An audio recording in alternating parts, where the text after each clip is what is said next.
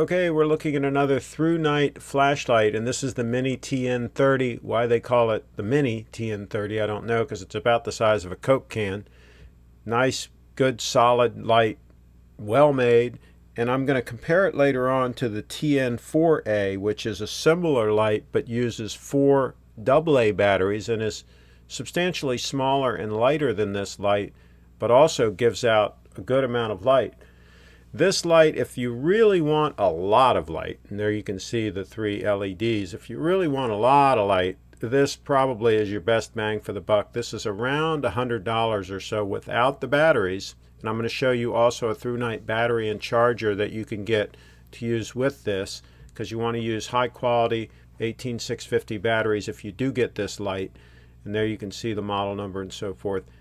So and by the way, the other light, the TN4A, I use rechargeable in-loop batteries in that. So you can also use rechargeable batteries in that. And the charger I'm going to show you, you can use to charge either types of batteries. As a matter of fact, you're going to see I'll have 4 different types of batteries in it charging, and it works great.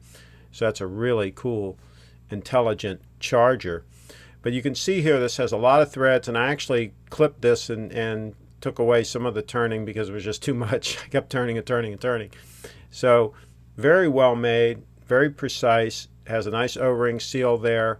Comes with extra O-rings, of course, and the lanyard that you see I already have on there. But also this caddy that holds the batteries is extremely well made, very solid. And this is why I'm showing you this close-up, and it holds the batteries in nicely. The batteries don't jiggle around in it when you've got them in there and you're moving it around and so on and so forth. It's very solid. And you can see the quality of the construction there. Everything is just very well made, and this thing has some heft to it. So if you had an emergency, if you had to use it as a makeshift weapon, smack an intruder with it, it would do a job on them. So you can see here are the batteries, and here is that intelligent charger I was telling you about. And I already have another charger. It's actually called an IntelliCharger that's similar to this, but this one seems to be even a little better in that it has the voltage readouts there, and the other one I have just has the charge level indicators. But you can see there on this one, see how it's blinking, and as it charges, those indicator lights above the voltage there, they blink, and once they're all solid, like the one on the right you can see there is solid because that one's fully charged. But you can see here as I put these others in that aren't fully charged, those little dots blink, and when there's 3 of them blinking, and this AAA was a little bit hard to get lined up there because it's so small. Once you get it lined up and it makes connection, then it'll be charging too. And you can see there I'm charging 4 different types of batteries. That's really convenient with one charger, and it's intelligent enough to know what batteries in each slot. Then once they're all fully charged, then all 3 lights will be solid. Now these are the 4 batteries that came with the kit, the charger and the batteries, to use in that new flashlight. And again, I'm showing you the quality of the caddy that holds those batteries. But those 4 batteries took about 3 hours to charge. They weren't fully charged when I got them in the kit, so definitely charge your batteries before you use them. But you can see here it's going through the charging process, and they're almost all of them are fully charged, and now they're all fully charged and ready to go. And then I'm going to take them out of the charger and put them in the battery. And these are nice, heavy 18650 batteries. Some of the cheaper batteries you get online on eBay or something, they say they're 18650 batteries, but they feel a lot lighter and they don't hold a charge nearly as long. So make sure you get high quality 18650 batteries. They're not all created equal. So these ones by ThruNite are very high quality. I also have Panasonic ones that are made in Japan that I buy on Amazon that are very high quality. So just get yourself good quality 18650 batteries, and they'll last long, and they'll hold a charge, and they'll really do a good job for you. I'm a big fan of these batteries if you get good ones.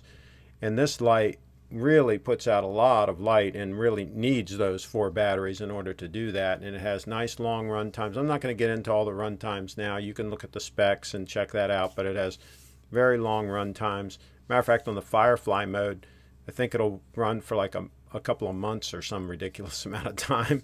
So it's pretty amazing. And you can see here when I hold the button down for a long time it goes right into firefly mode. So that's really convenient. If it's dark and you want to preserve your night vision, you can go into that mode.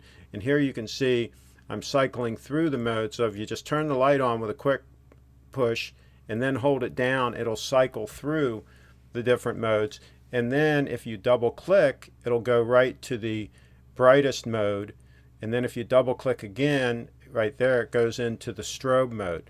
So it's a very easy interface to use, and I really like that. A lot of flashlights have too complicated an interface, and I like the fact that there's just one switch on the front of this, so it's very easy to just control everything right from there. There's that firefly mode again.